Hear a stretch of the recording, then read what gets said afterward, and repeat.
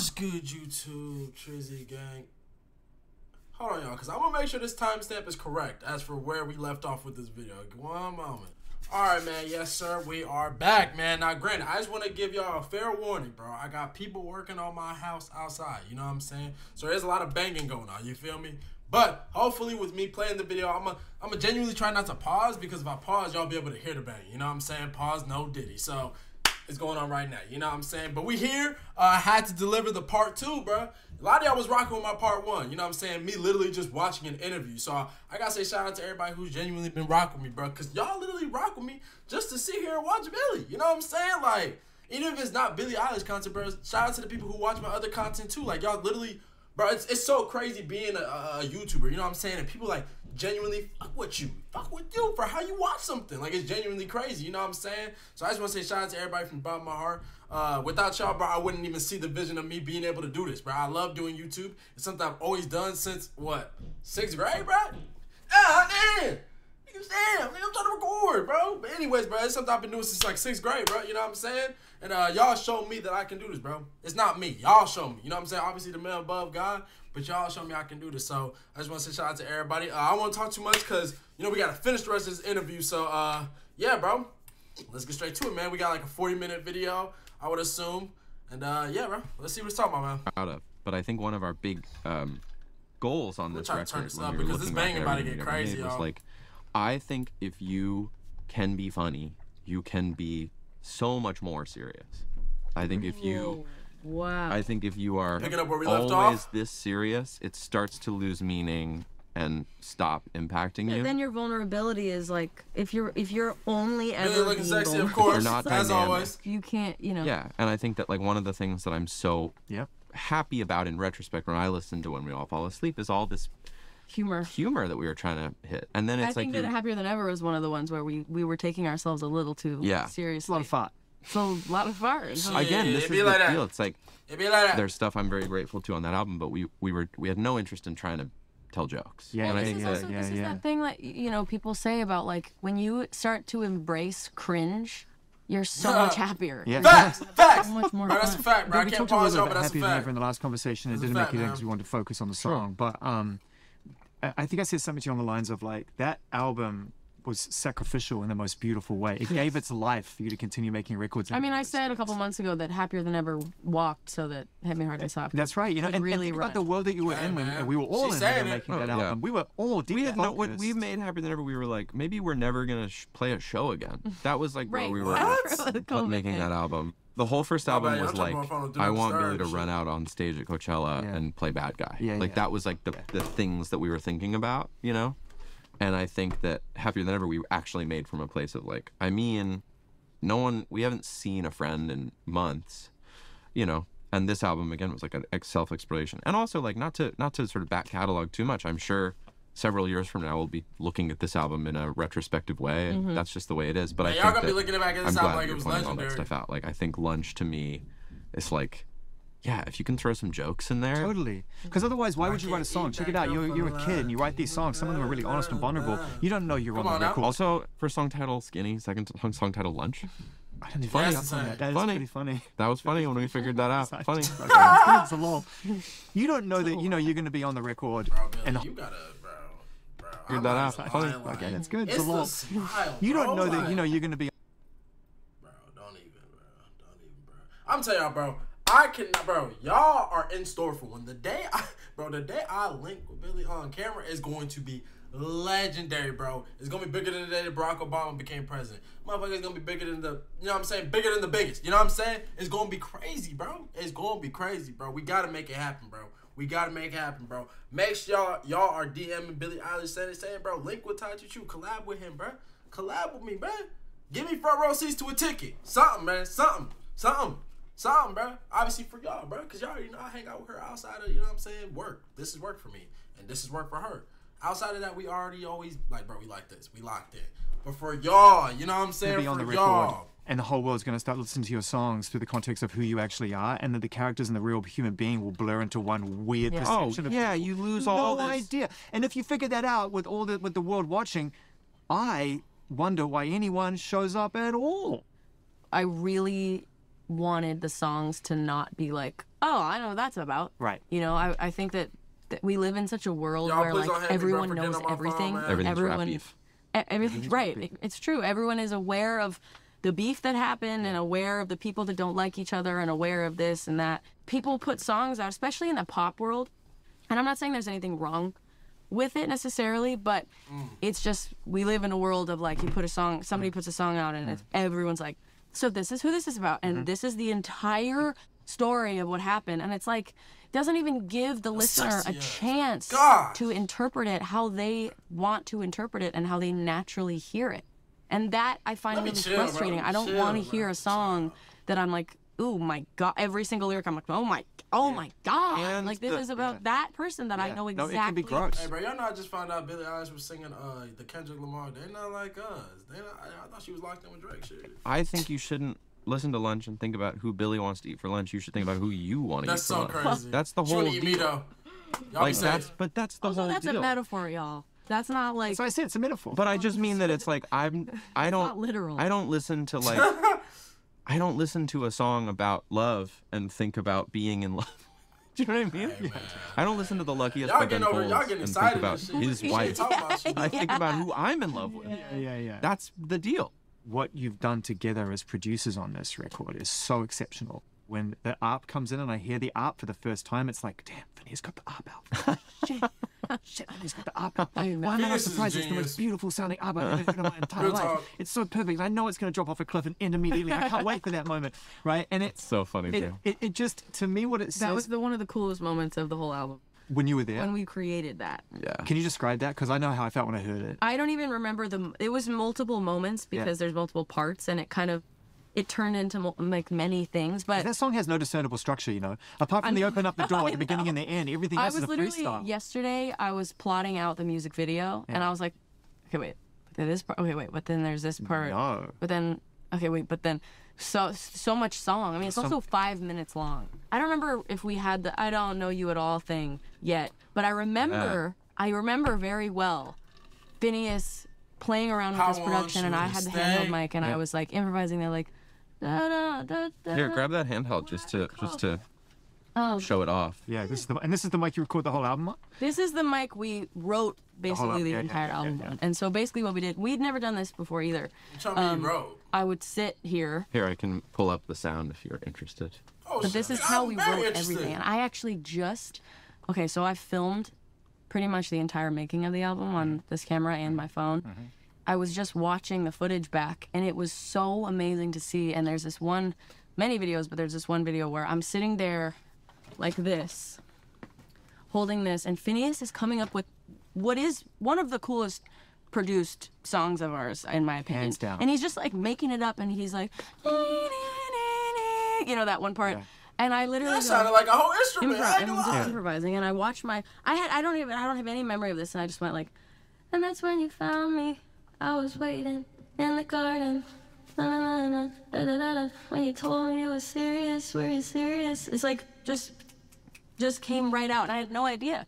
And then I immediately that Billie Eilish preset, they got it on lock, bro. Open up the door, and Finneas was obviously it's her, so I loved Open Up the Door was Open Up the door. Open Up the Door was a huge win. That was a win. I have a video of the making of it. And it comes up a few times in the album for that reason. And it's a beautiful image because it's actually such a pure request. It's such a simple request. I know. And it's ambiguous, and I love an ambiguous line. Yeah. In my head, your childhood bedroom, then you saw the world like on fast forward. Yeah. No time to have fun, really. Just like, have this award. Just throwing them at you. These awards, right? Right. And then it's like, when I heard that up, I was like, shit, they're going to actually have fun. Like, it sounded like this could be the beginning of you going out and going clubbing and having a good time and living some life. And that's what I got out of that song. A big part of it, I would say, 40. You want me to turn this I just wanted to. Yeah, so this is how we recorded this is how we all wrote the vocals of this song. Yeah. All the vocals on Chihiro were in the room with like the feedback from the speakers in the room. So like I actually have. So you actually have the if you separate everything, the vocal I literally have them all. I have the They're very noisy. I have the isolated vocals from the song. Bro, you look like, oh man, y'all got it, bro. Y'all just like that. Like, look how I drop back. Them all. I have the They're very noisy. I have the isolated vocals from the song, and it's basically the song because these speakers were just, we didn't use headphones. We were just kind of. We didn't invent this, by the way. Like, no, not at all. But it was extremely useful. So and it's a really, really, really useful writing tool for me, especially. Like, it's a lot easier for me to perform than you can slap like this has verb on it, like doing both, and then you can also put like. So she pretty much talking about how she don't even like write this. She just like goes. I mean, obviously Finneas be writing sometimes. Wait, what is she talking about? Writing or she's a writing? Bunch of delay. I think this song also had a bunch of delay on it. A bunch. Birds of a Feather, which was also a lot of it written on a handheld, even though we ultimately re-recorded those. It was all written on a handheld.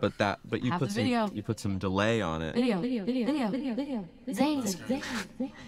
I mean, I was going out a lot on the, over the course of making this album, and it was super. I'm such a dork that I never, been invited to anything cool, and I was really enjoying the music I loved through a sort of a lens of dancing to it, I've never made music that I'm then gonna go dance to ever. Love that. The main thing we would say every time we would make anything is like, is this danceable? Wait, and you mean before we ever heard from anything from you two? Like Ocean Eyes. Literally dance classes. Literally how is this gonna be to can we dance choreograph to this in a dance class? Is it are the dancers gonna like this? Like that's all I used to think about. And then for many years it kind of became more things than that and whatever. And I kind of forgot that, and I feel like during this I was like, we need to go back to that. It's great. It opens up the door to a whole world, and it I feel like, bro, hey, I don't have to be afraid anymore. That art just signals a whole new wide open space. We're also merciless with time. We're, if a song that's 3.5 minutes long is more concise and better at 2 minutes 50 seconds, like let's get it there. But I think the fun part about the dance thing, and again, like I don't want to act like I'm reinventing the wheel here, but it was an appreciation for these long pieces because you're dancing to them. Being able to stretch out and collaborate in different ways, and not just through the lens of the words and the performance, but also to work together on how you can make the instrumentation just breathe and live. It's been such a beautiful part of this record. But then you hit us with Birds of a Feather.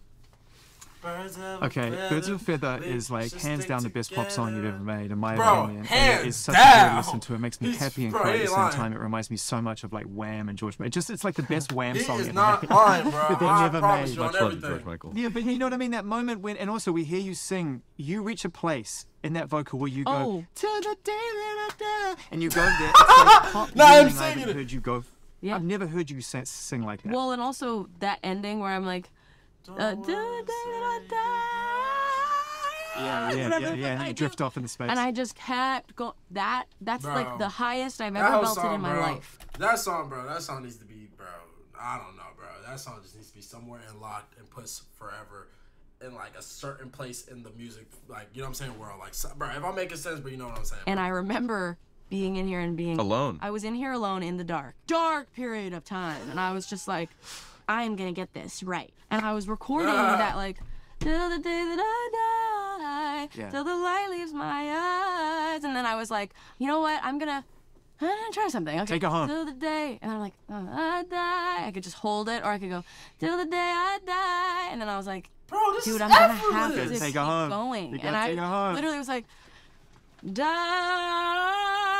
And I just was like, kept going. And then I was like, I got this one. I'm going to just hit the higher one. And this is a girl that, like, I could not belt until I was literally 18. Like, I couldn't physically do it.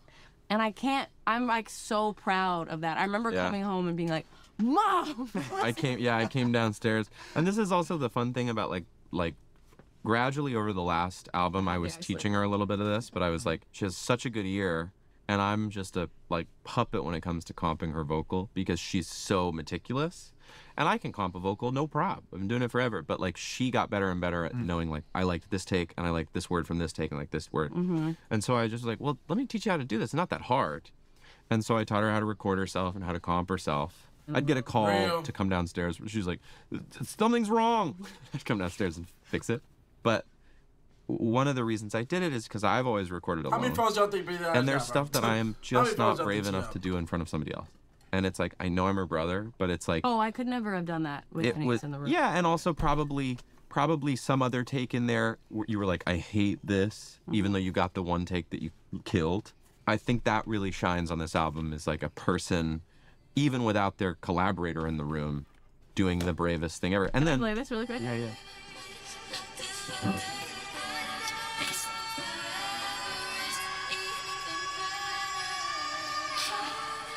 Bro, you better chill.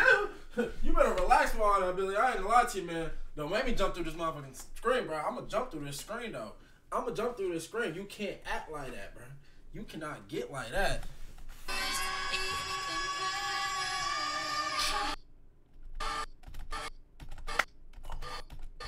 you better relax, man.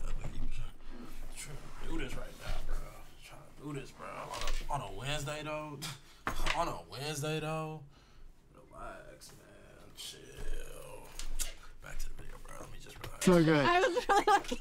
So in that moment before you go up that final note, right, which is high, high. Boy. Are you, because you've held the second to penultimate note for quite a long time. Mm-hmm. Are you in the moment saying to yourself, you just gotta have to go for it? Yeah. I was like, I'm just gonna try it.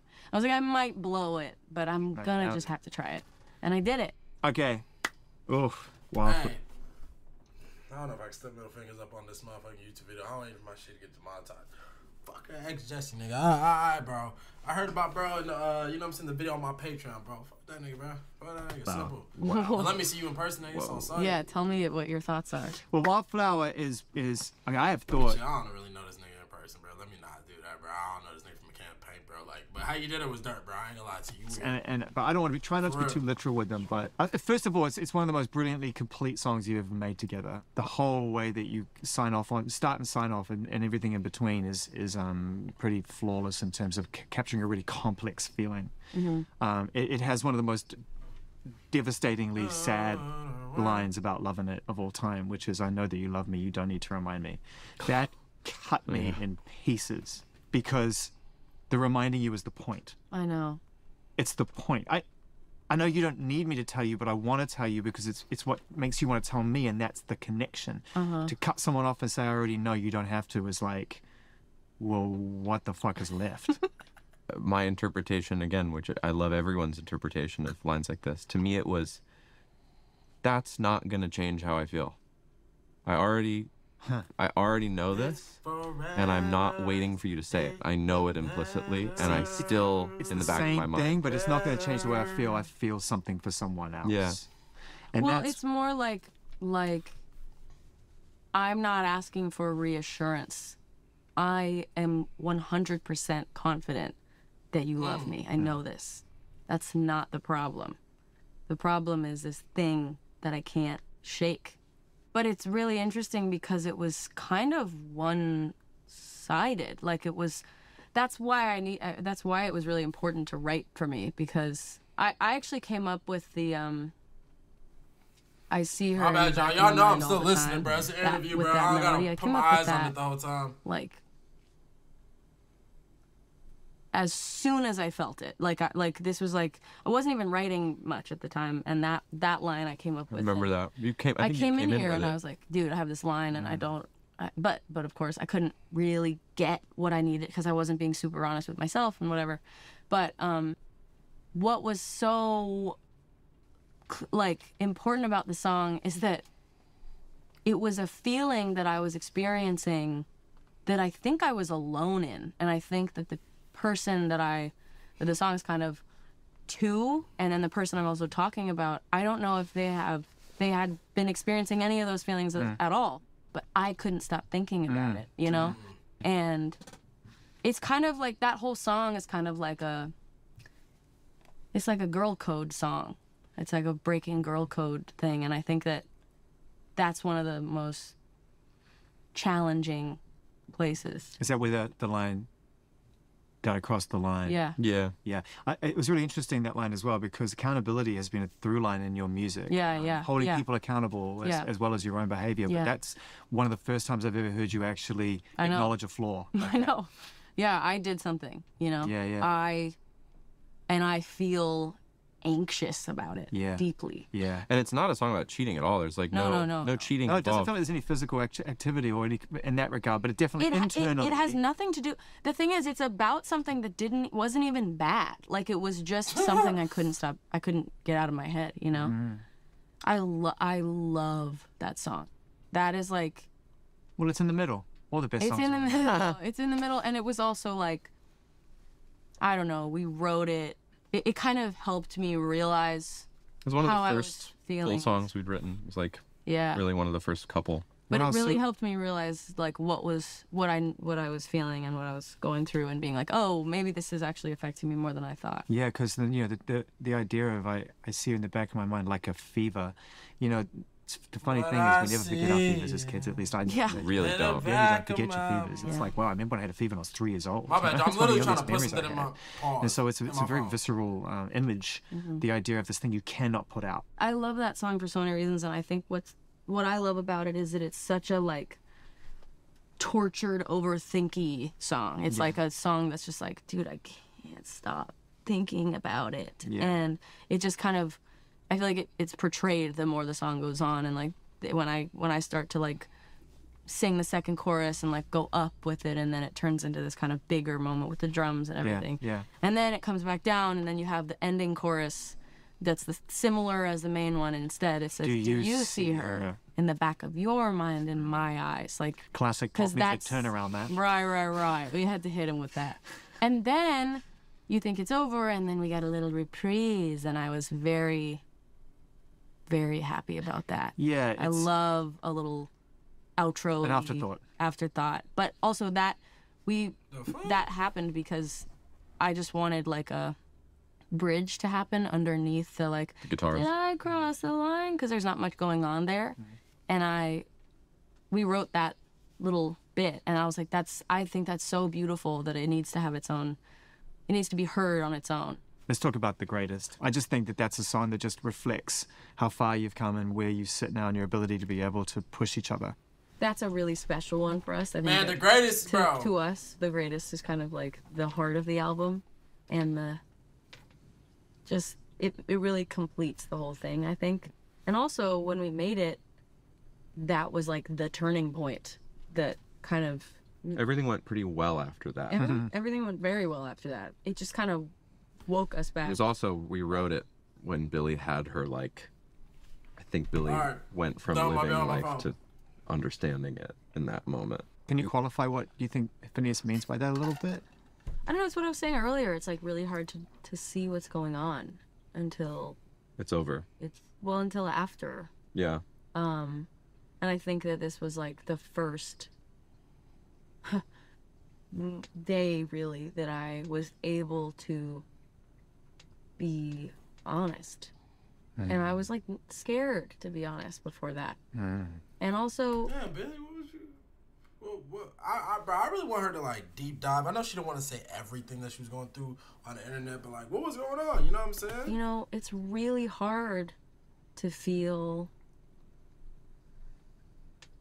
hurt by someone who you love so much and who is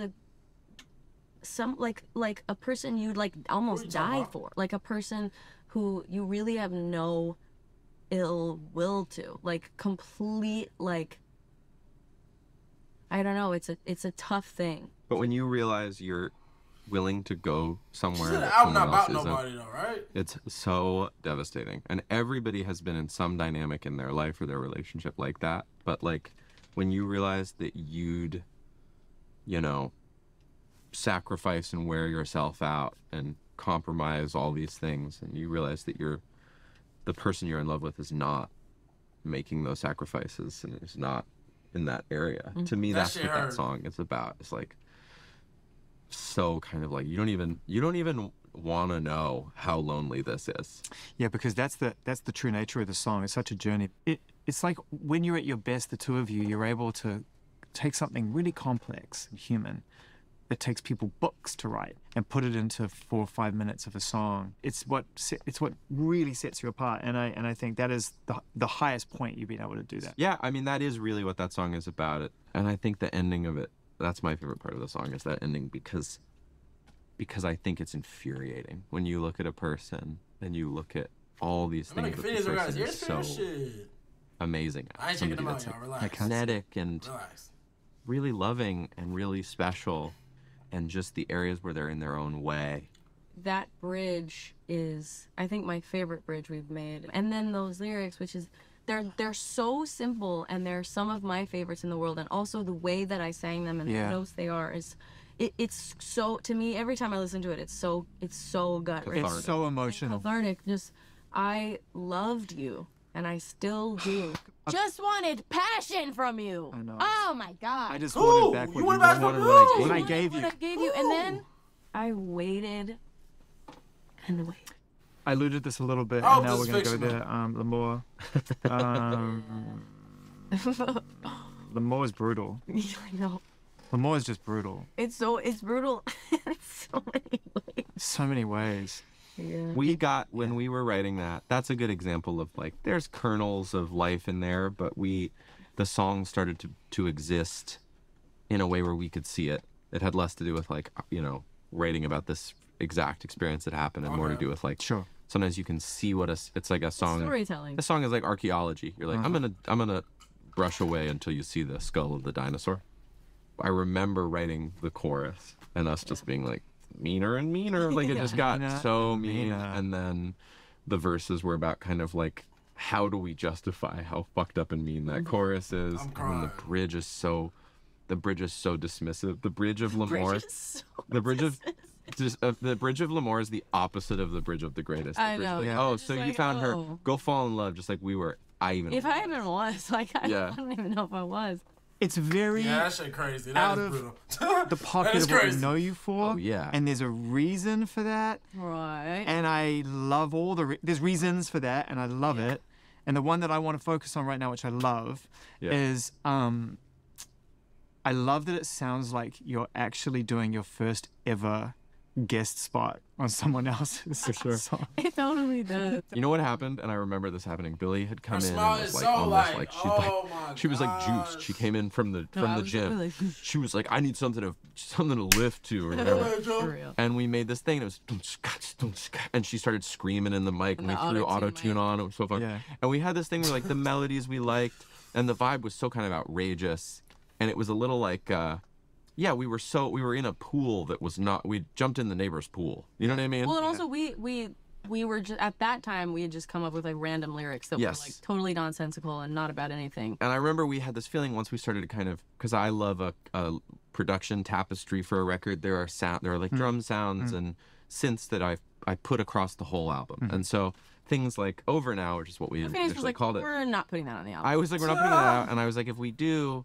I'll reproduce it in a place where it's like, maybe it's the same tempo, but it feels more in the same wheelhouse of everything. And ultimately, like, I kept sitting with it. And I remember saying to Billie one time, I was like, the bravest thing we can do is just put it out like this. Like, just put it out. But just put it like on the end of something that is completely different, and just have it be a little secret at the end, you know, not put it out as its own thing.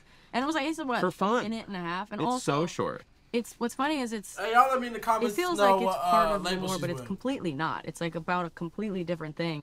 I wonder. Because we made the original one in, I think, like November, October.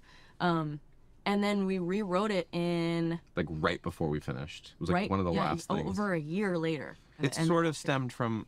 The album in all ways is just about Billie. It's not a narrative album about a fictional character or something, but we have always loved like songs within songs within songs. Like a thing where it's like... That's hard. Is this a song that the person singing this other song is listening to now? You know what I mean? Right. Like, and it kind of has that feeling. You've kind of just listened to Billie sort of sing. She's so heartbroken in The Greatest, and then she sings this song that's like the antibody of like, you know what, fuck you anyway. And then she kind of about all these different but then she kind of goes to the club. Yeah, you know? it's I'm ready to go out, I'm ready to have a good time. I've still got you in the back of my mind, but shit, I'm gonna dance my way through this fucker. And this is how it's gonna go. Has it changed your approach to how you show up on other people's songs? Because that's rare, and yet when I hear it on that, I'm like, Is this the start of like, there's a lot of freedom in your life right now. I get a sense that you're like, hey man, I'm not as afraid as I was. Yeah. And life is wide open for me. We did a session with another artist. I did a session with another artist Who's for that the artist? first time in 6 years. Holy shit, when was this? A couple weeks ago. It was so fun. And it was really fun, and I was really nervous because I was like, wow. I haven't worked with anyone but FINNEAS in 6 years. That's right. And I hated it back in the day. I really, really hated it. I hated studios. Years? I hated collaborating. I've never done a feature. Even when we do stuff like the Labyrinth thing. Oh my gosh, she's never been like, bro. Nah, bro. I ain't gonna lie, that's crazy, dude. Let's keep it a beam, bro. She just said she's never been featured on anybody's song, bro. You mean tell me she's this successful and she's never been featured on anybody's songs, bro? This just proved everything like wrong. Like, bro, I doubt there's even people out here saying like she just gets shit handed to her because bro, my girl works hard as fuck. You know what I'm saying? She does. But bro, she don't need nobody. Like not a soul. She need her brother, but that's it. Her brother need her. That's it. Bro, they don't need no feature. They don't need nothing, G. They don't need nothing. The fact that she's never been featured on somebody's song is crazy to me, bro. I ain't gonna lie to you. She said her last collab was 6 years ago? 6? And who was that, Khalid? Oh, someday. Oh. Hey, bro. Hopefully when we get up, she collabs with me, though. That's like a person we love who we're friendly with, sort of sending us files across. That's the great. It's like a total, it's like privately. It's fully a pen pal situation. And he sends it, and if we come up with nothing good, then it goes away, right? Yeah, this was to me like such a fun part of like being in the music business. Was like Billie was sitting and telling me why she loved this one artist. We were watching their music videos together, and I know them, and I was texting them, and I was like, we're sitting here watching your stuff, it's so good. They were like, I'm in LA. I was like, do you want to do a day?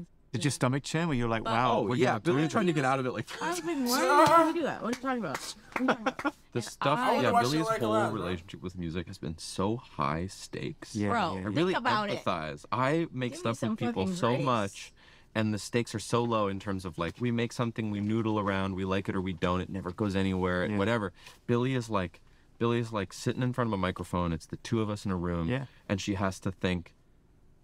Is that like I'm gonna have to go out on every stage for the next 50 years and sing this song every day? Well, and also, you know, becoming successful at like 14 meant that music, which was for my whole childhood and all my preteen years before anything, was something that I loved so much and enjoyed thoroughly. And, you know, my friends that would sing, we would sing together and we would harmonize and do covers and stuff and record it. And I got so much joy out of that.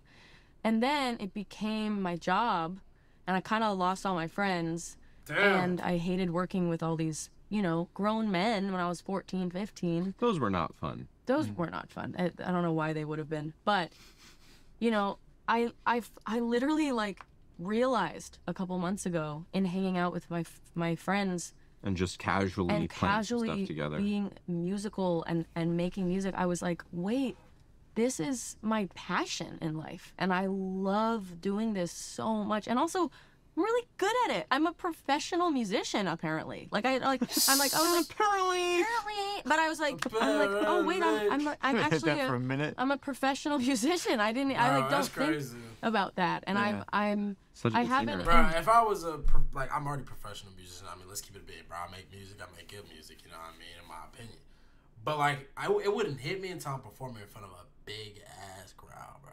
That's when I would like, and I got them singing along. So her to say that is kind of crazy, bro, because you see her concerts, bro.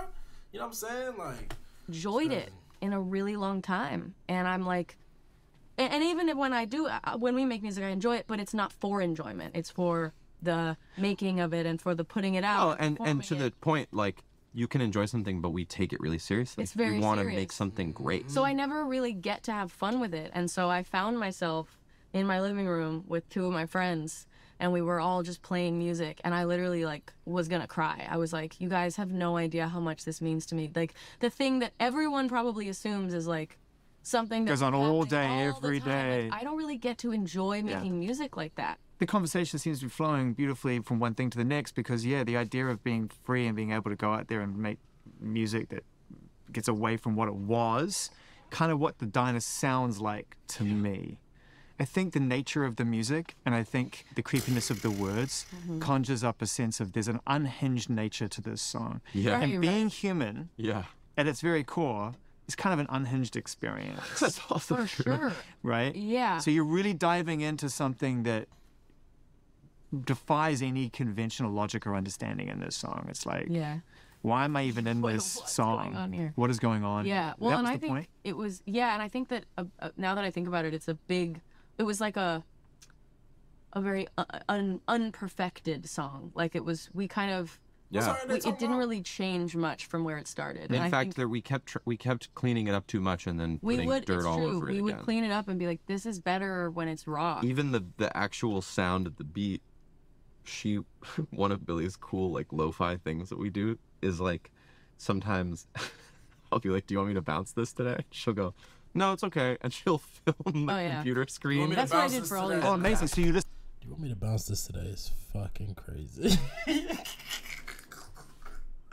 Hey, my man FINNEAS, you gotta say no Diddy after that. You want me to bounce this today? It's crazy. Listening to it through iPhone coming through the speakers. That was not wild. even I love that. I'll take a video of the screen. No, I love And the that. slap of the room has a lot of life. Yeah. And so Billie we'd be listening to, then I would bounce it, and Billie would be like, it sounds really sterile. Like it doesn't have I a want slap. it to sound like my phone. And so I get that. I've done that. So the beat on that song I reamped. So I like set up mics in the room and then played it through the room and then reamped it. Well, so also that a it big had thing, which is also on Over now, which is the end of L'Amour, is the handheld mic we were talking about had this like delay on it. Yeah. And when I was recording, at one point I put the mic down and it was picking up. Yeah, it was feedback. There was a lot of feedback and I was like, tight, and I just hit record and like let it stood next to the bounce speaker back, and and so that's why the beat's like a guitarist does feedback, just holding the mic next to the speaker. The production where it started, we kind of had fun with it and we came up with all that weird stuff. And then I remember kind of over time I was like, is this like too like silly? Like is this not serious enough? Like I kind of felt like it was, this is weird to say, but it was almost like Billie Eilish-y.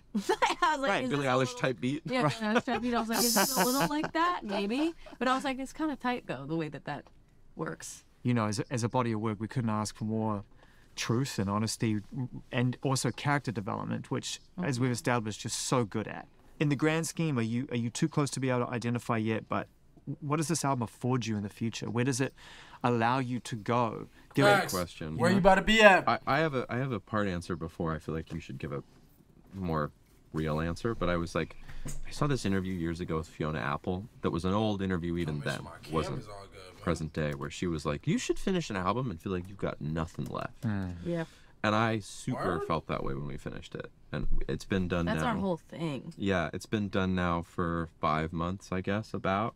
Yeah, we just felt like we'd given it everything we had, and that felt great. Like, it felt great to not have stuff still on the table. And I think that we have, like, we did a session a couple weeks ago, and we have more stuff planned. But I think hey, bro, exactly we need that deluxe, Billy. I ain't gonna lie. We're gonna like be jamming and having a kind of an experimental, fun experience. Like, working I think with other people. Well, I was going to say that are you able to let each other go in the loveliest way possible now, knowing that when you come back, it's still there for you if you want it to? Well, I think it's like not even letting each other go, but it's opening up to like more, and I think like FINNEAS works with all kinds of different other artists and writes with a bunch of different people, and I think that it makes him I come back better. Yeah. From the very beginning of working with Billie, like, I remember like the first example I can think of was like I did some session with somebody the day before Billie and I made Copycat, and I like was suddenly on the spot with this artist, right. and they were like, I want drums like this, right? And I had to do this thing and then I put this synth on it, and it was like all this stuff that then the next day when Billie and I sat down to work, I was like, do you want to, like, here's some of the stuff I was sort of working on yesterday. And That's I think crazy. that you just gain all this experience, and again, like, I'd love to be a part of all the steps in between with Billie if she wants, but I'm also like, all of it's good. If Billie and her friends are sitting around, you know, especially like singing anything that you love or just making stuff up, it's like it's so exciting. Like this was the album I was always trying to make. You know what I mean? And I really feel I'm